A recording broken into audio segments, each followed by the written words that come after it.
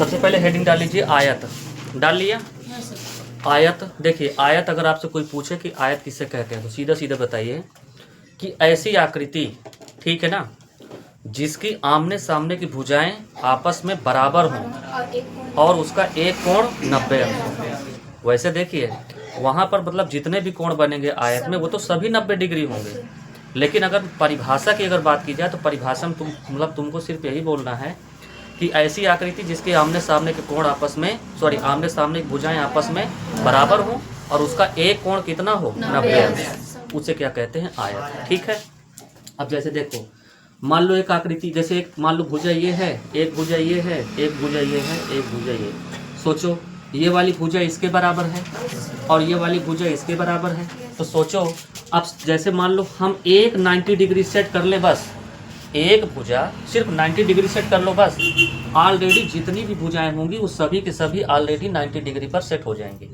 तो परिभाषा क्या बनी कि ऐसी आकृति या ऐसा चतुर्भुज जिसकी आमने सामने की भुजाएं आपस में बराबर हों और उसका एक कोण कितना हो 90 अंश, उसे क्या कहते हैं आयत। ठीक है।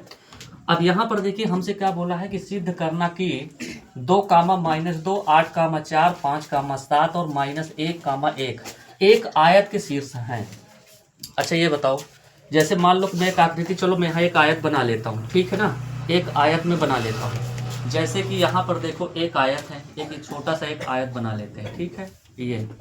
अब चलो मान लो कि बिंदु ये ए है, ये बिंदु कितना है बी है, ये सी है, ये कितना है डी। चलो मान लो बिंदु ए के निर्देशांक है -2, 2।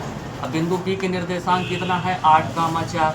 बिंदु सी के निर्देशांक कितना है 5, 7। बिंदु डी के निर्देशांक तो 1, 1 कितना है ना।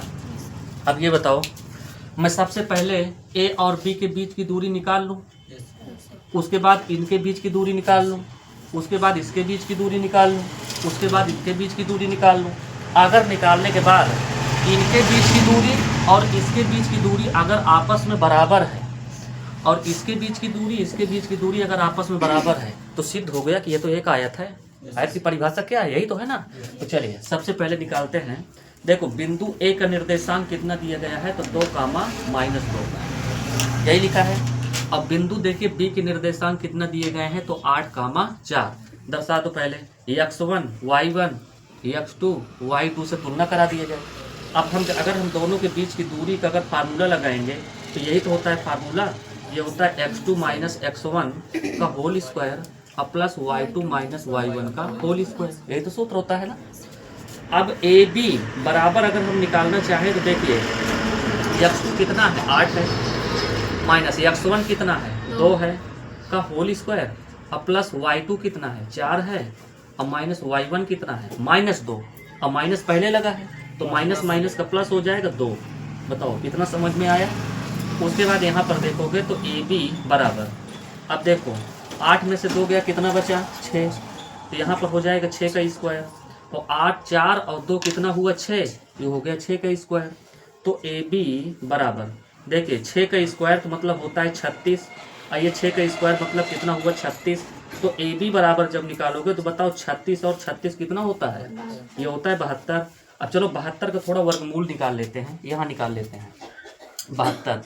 तो 72 को ऐसे निकालो वर्गमूल, पहले 2 से काटो, 2 तिहाई 6, 2 छंग 12, 2 एकम 2, 2 8 16, 2 9 18, 3 त्रिका 9, 3 एकम 3। अब देखिए इसका देखो जोड़ा बन रहा है और इसका जोड़ा बन रहा है, जिनका जोड़ा बन रहा है उनको बाहर करो तो 3 दूना कितना हुआ 6। तो देखिए यहाँ पर आ गया ए बी बराबर, देखिए यहाँ पहले लिख लिया 6, फिर अंडर रूट के अंदर देखो 1 2 बचा है तो ये आ गया मात्रक। बोलो इतना समझ में आया। तो इसके बीच की दूरी कितनी आ गई 6 अंडर रूट 2 मात्रक आ गई। अब इसी तरह से मैं इनके बीच की दूरी निकाल लूँ तो सबसे पहले हम लिखते हैं बिंदु बी के निर्देशांक, उसके बाद सी के निर्देशांक। तो देखो बिंदु बी के निर्देशांक कितना है 8, 4 और बताओ सी के निर्देशांक कितना है 5, 7। ये हो जाएगा x1 y1 और x2 y2। अब चलो बी सी बराबर निकाल लो तो ये हो जाएगा अंडर रूट, देखो सूत्र नहीं लिख रहा हूँ, सूत्र तो एक बार लिख चुका हूँ ना मैं। पहले x2 का मान कितना है 5 माइनस x1 का मान कितना है 8 का होल स्क्वायर, उसके बाद प्लस y2 कितना है 7 और y1 कितना है 4 का होल स्क्वायर। तो देखा जाए तो BC बराबर, अब अब देखो 5 में से तो 8 घट नहीं रहा है, तो 8 में से 5 घटा दो, कितना बचा? -3 का स्क्वायर। अब 7 में से 4 घटाओ, कितना बचा? +3 का स्क्वायर। तो BC बराबर देखो -3 का वर्ग, ये जो वर्ग है ना वो माइनस में भी है और 3 में भी है, तो 3 त्रिक का कितना हुआ? 9, और ये 3 त्रिक का कितना हुआ? 9। तो BC बराबर बताओ कितना हो गया? 18। तो अगर मैं BC बराबर अगर निकालूँ 18 का वर्गमूल 3 त्रिक का 9 दूना 18, तो यह आएगा 3√2 मात्रक। बोलो कितना समझ में आया? तो बताओ इसके बीच की दूरी कितनी आ गई? 3√2 आ गया। अब इसी तरह से देखिए बिंदु C और D के निर्देशांक, तो C के निर्देशांक कितना है? 5, 7, और D के निर्देशांक कितना है? तो D का निर्देशांक है -1, 1। सवाल को ये ना देखा करो कि सवाल बड़ा है, सवाल देखो कितना इजी है, ठीक है ना, इस हिसाब से। अब देखिए चलो तुलना करवा लो, x1 y1 x2 y2, तो चलो अब यहाँ से लगाओ। मैं अगर निकालूं किसकी दूरी? CD की, तो अंडर रूट में देखो x2 कितना है? -1 -x1 कितना है? 5 का होल स्क्वायर, और प्लस y2 कितना है? 1, और -y1 का मान कितना है? 7 का स्क्वायर। तो CD बराबर जब हम निकालेंगे तो माइनस माइनस का प्लस, ये जुड़ जाएगा ना, ये हो जाएगा -6 का होल स्क्वायर। अब इससे घट गया तो ये हो जाएगा -6 का होल स्क्वायर। तो CD बराबर छाछंक कितना हुआ? 36, और छाछंक कितना हुआ? 36। तो देखा जाए तो बताओ CD के बीच की दूरी लगभग कितना निकली? 36, 36, 72। तो 72 का भी हमने निकाला है ना, तो CD बराबर 6√2 मात्रा। तो देखो यहाँ की लंबाई कितनी आ गई? 6√2 आ गया। अब इसी तरह से मैं निकाल लेता हूँ AD। तो A के निर्देशांक कितना है? 2, -2, और B के निर्देशांक कितना है? तो D का ना, D का निर्देशांक कितना है? तो -1, 1। फिर दर्शा दो x1 y1 x2 y2। तो चलो AD बराबर सूत्र लगाओ, x2 कितना है? -1 -x1 कितना है? 2 का स्क्वायर, और प्लस y2 कितना है? 1 -y1 कितना है? देखो -2 और माइनस माइनस का प्लस हो जाएगा। तो AD बराबर जब निकालोगे तो माइनस माइनस का प्लस, 2 1 3 हुआ, 3 त्रिक का 9। अब देखो 2 1 3 और 3 त्रिक का 9। तो AD बराबर अंडर रूट में कितना आ गया? 18। तो जब अंडर रूट 18 का वर्गमूल हम लोग निकालेंगे कितना आ जाएगा? 3√2 मात्रा। कितना आ गया ना? अब बताओ इसके बीच की दूरी कितनी आ गई? 3√2। अब बताओ आमने सामने की भुजाएं हैं बराबर? अतः लिखेंगे अतः सब आमने सामने की भुजाएं बराबर हैं,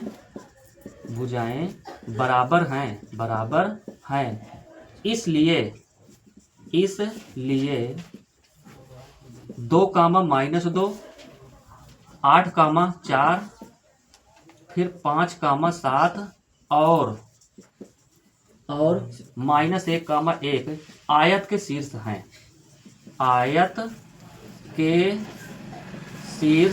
हैं, बोलो सवाल समझ में आया?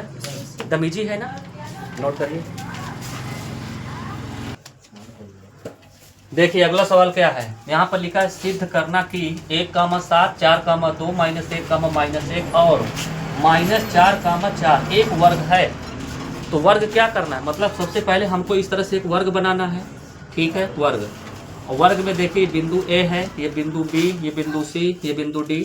इसका निर्देशांक कितना है? 1, 7। इसका निर्देशांक है 4, 2। इसका निर्देशांक है -1, -1। इसका निर्देशांक कितना है? -4, 4। देखो सबसे पहले वर्ग की डिफिनीशन पहले लिखो। देखिए ऐसा चतुर्भुज जिसकी सभी भुजाएं आपस में बराबर, ऐसा चतुर्भुज जिसकी सभी भुजाएं आपस में बराबर और एक कोण 90 अंश होता है, एक कोण 90 अंश होता है, उसे वर्ग कहते हैं। समझ में आया? अगर मान लो पूछ लिए कि ये बताओ इसका एक कोण 90 अंश होता है, ऐसा क्यों कहते हो? यहाँ तो सभी कोण 90 अंश होते हैं ना। तो अगर इस तरह परिभाषा दे रहा है कि ऐसा चतुर्भुज जिसकी सभी भुजाएं आपस में बराबर है और उसका प्रत्येक कोण 90 अंश है, तो वो परिभाषा नहीं है, वो तो उसका जान तो व्याख्या हो जाएगी। अगर परिभाषा कही जाए तो ऐसा चतुर्भुज जिसकी सभी भुजाएं आपस में बराबर और उसका एक कोण कितना हो 90 अंश हो, वो क्या कहलाता है? वर्ग। तुम सोचो पहले, थोड़ा दिमाग लगाओ। मान लो सेम नाप की हमारे पास 4 तीलियां हैं, 4 तीलियां, और चारों तीलियों को जो है आपस में इस तरह हम जोड़े हैं कि मतलब वो फ्री, घूमने के लिए फ्री हो। जिस समय तुम किसी 2 तीली को उठा कर मतलब ला करके 90 डिग्री सेट करोगे, ऑलरेडी वो मतलब जितनी भी तीलियां होंगी वो सब 90 डिग्री पर सेट हो जाएंगे। आया समझ में ना? चलिए, तो ये बताओ, ये सवाल कर लोगे ना? देखिए, ये बिंदु और ये बिंदु लेना, इसके बीच की दूरी निकालना, इसको लेना, इसके बीच की दूरी निकालना, इसको लेना, इसके बीच की दूरी, इनको दोनों को लेकर के इसके बीच की दूरी, क्या होगा कि सभी दूरियां आपस में क्या होंगी? बराबर होंगी। अतः सिद्ध होता है कि यह एक आयत के शीर्ष है। आई बात समझ में? चलिए, तो ये सवाल होमवर्क है, ठीक है, इसको नोट करिए, घर से करके आना। देखिए, क्वेश्चन नंबर 8वां क्या है? 8वां सवाल में बोला है कि एक त्रिभुज के शीर्ष -5, 6, 3, 0 तथा 8, 9, 8 हैं। सिद्ध कीजिए कि यह एक समद्विबाहु त्रिभुज के समद्विबाहु समकोण त्रिभुज है। आई बात समझ में? बताओ, इसको कर पाओगे? एक त्रिभुज बना लेना और त्रिभुज के तीनों शीर्षों को लिख लेना, और उसके बाद तीनों शीर्ष को लिखने के बाद फिर क्या करना, उनके बीच की दूरियां निकालना, और दूरियां निकालने के बाद उसको रखने के बाद पाइथागोरस प्रमेय लगाना। अगर वो करवा दूं क्या इसको? चलो करवा देता हूँ। देखिए, इसमें सवाल क्या कहा है? क्वेश्चन नंबर देखिए 8 क्या कह रहा है? 8 नंबर, यहाँ पर एक पहले समकोण समद्विबाहु त्रिभुज पहले बना लेते हैं। तो हम यहाँ पर देखिए इस तरह से एक त्रिभुज बना लेते हैं। देखिए, समकोण और समद्विबाहु होंगे, मतलब इनकी 2 भुजाएं आपस में बराबर होंगी। ये हो गया ए, ये हो गया बी, ये हो गया सी, और बिंदु ए के निर्देशांक कितना दिया गया है? -5, 6, और बिंदु बी के निर्देशांक कितना दिए गए हैं? तो 3, 0। बिंदु सी के निर्देशांक कितना दिया गया है? 9, 8। अब देखिए, हम इसको थोड़ा सा हल करते हैं। सबसे पहला नंबर, मैं बिंदु ए और बी के बीच की दूरी निकाल लूं। चलो निकाल लिया। तो चलो, बिंदु ए और बी के बीच की दूरी निकाला। तो ए का निर्देशांक कितना है? -5, 6, और बिंदु बी के निर्देशांक कितना है?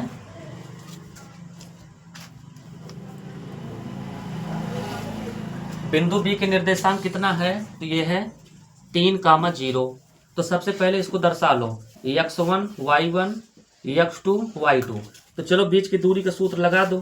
तो ए बी बराबर x2 - x1 सूत्र मालूम है ना? लगा दो। तो x2 का मान कितना है? 3। x1 का मान कितना है? माइनस माइनस का प्लस हो जाएगा, 5 का होल स्क्वायर। समझ में आया? अब प्लस यहाँ पर देखो y2 कितना है? 0, और y1 कितना है? 6 का स्क्वायर। तो जब मैं ए बी बराबर निकालूंगा तो बताओ कितना आएगा? 5, 3, 8, और 8, 28 कितना हुआ? 64। अब बताओ 6 में से 0 गया, कितना बचा? -6, और 6 कितना हुआ? 36। तो ए बी बराबर ये तो हो गया कितना? 100। ठीक है। अब बताओ 100 का वर्गमूल कितना होता है? 10। तो बताओ यहाँ की दूरी कितनी आ गई? 10। अब इस तरह से आगे नंबर देखिए, बिंदु बी का निर्देशांक कितना लिखा है? 3, 0। अब बिंदु सी के निर्देशांक कितना है? 9, 8। दर्शा दो, x1, y1, x2, y2 से तुलना करवा लो, सूत्र लगा दो। तो देखिए BC के बीच की दूरी निकाल रहे हैं। वो x2 कितना है? 9, माइनस x1 कितना है? 3 का होल स्क्वायर। y2 कितना है? 8, माइनस y1 कितना है? 0 का स्क्वायर। तो BC बराबर ये हो जाएगा, देखो 9 में से 3 गया, कितना बचा? 6 का स्क्वायर।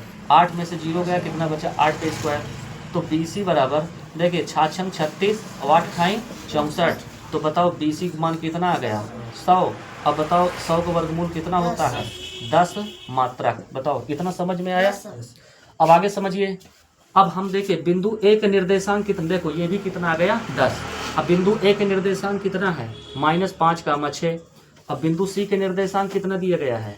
ये दिया गया है 9, 8। दर्शाओ x1, y1, x2, y2। तो चलो BC के बीच की दूरी निकालो पहले। x2 कितना है? 9, माइनस x1 कितना है? माइनस माइनस का प्लस 5 हो जाएगा ना, का स्क्वायर। y2 कितना है? 8, और माइनस y1 कितना है? 6 का होल स्क्वायर। तो AC बराबर देखो 9, 5 कितना हुआ? ये हो गया 14 का स्क्वायर, और प्लस 8 में से 6 गया, 2 का स्क्वायर। तो बताओ AC बराबर 14 का 14 में गुणा तो 196 आया। और प्लस और 2 दूना कितना हुआ 4। अब यहाँ से देख लो तो AC बराबर कितना आएगा, इनको दोनों को जोड़ो कितना हो गया 200। अब बताओ 200 का अगर हम वर्गमूल निकालेंगे 200 का वर्गमूल, तो बताओ 200 का वर्गमूल कितना आएगा। देखिए इस तरह निकाल लो 200 का, देखिए ये हो गया 100, ये हो गया 50, फिर इसको देखिए 2 से काटा, ये हो गया 25, ये 5, ये हो गया 5, ये जोड़ा बना, ये बना 5 दूना 10, तो 10√2 इतना आ गया। अब थोड़ा समझो, ये मान कितना आ गया 10√2। अब देखिए इस त्रिभुज में 2 भुजाएं आपस में बराबर हैं, हाँ, इसका मतलब अभी तक हमने ये सिद्ध किया कि ये एक समद्विबाहु त्रिभुज है, लेकिन अभी हमने ये नहीं सिद्ध किया कि एक समकोण त्रिभुज भी है ये साथ साथ। तो उसके लिए कैसे, तो समकोण त्रिभुज में पाइथागोरस प्रमेय लगती है। तो ये होता है कर्ण का स्क्वायर बराबर लंब का स्क्वायर धन आधार का स्क्वायर। कर्ण कितना है 10√2 का स्क्वायर, लंब कितना है ये है 10 का स्क्वायर, आधार कितना है ये बताओ। त्रिभुज में समझ जाते हो ना, त्रिभुज में सबसे देखिए सबसे बड़ी वाली भुजा क्या कहलाती है कर्ण, और जो खड़ी भुजा होती है क्या कहलाती है लंब, और नीचे वाली भुजा क्या कहलाती है आधार। आई बात समझ में। इस कोण के लिए लंब कर्ण आधार, और अगर ये कोण हो जाए तो ये हो जाएगा लंब, ये हो जाएगा कर्ण, ये आधार हो जाएगा। तो देखिए तो बताओ 10 दाहम 100, वर्ग से रूट कैंसिल बचा 2, तो 100 दूना कितना हुआ 200, और 10 दाहम 100 और 10 दाहम 100। अब बताओ 200 बराबर जुड़ के कितना हुआ बताओ, इसका left hand side right hand side के बराबर हो गया। अतः सिद्ध होता है कि यह एक समकोण भी त्रिभुज है, अर्थात लिखेंगे यहाँ से लिख लेना नीचे से। अतः सिद्ध होता है कि -5, 6, 3, 0, 9, 8 एक समकोण समद्विबाहु त्रिभुज के शीर्ष है। सवाल हमारा हल हो गया।